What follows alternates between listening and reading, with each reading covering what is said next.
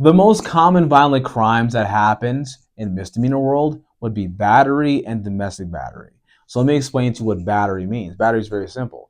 It is any willful and unlawful force upon another person's body, and injury is not required to happen in order for a defendant to be guilty of battery, according to the Hobbs case. So, what does that mean? That means as long as the defendant basically had the intent to use force upon the victim and there was no justifiable defense, such as self defense or defense of others, basically the defendant will be guilty of battery. And like I just said, a black eye, a scratch, a bruise is not required for someone to be guilty of misdemeanor battery. And under Nevada law, the maximum penalty for battery is 6 months in jail and $1,000 fine, if not both.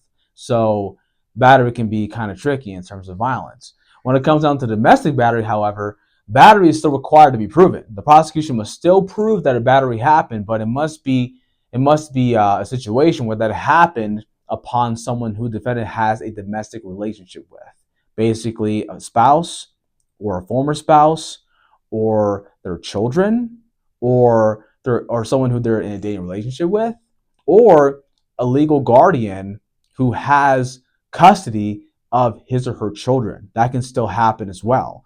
Siblings do not count.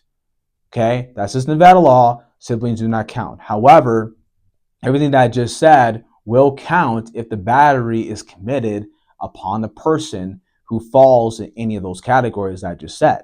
So when it comes down to domestic battery, there's big penalties. Okay, the big thing is that there's mandatory 2 days in jail at least. Still maximum penalty of 6 months in jail, so that's possible. But another big thing that bothers a lot of clients is the fact that your gun rights will be lost forever if you plead guilty or you're found guilty of this crime.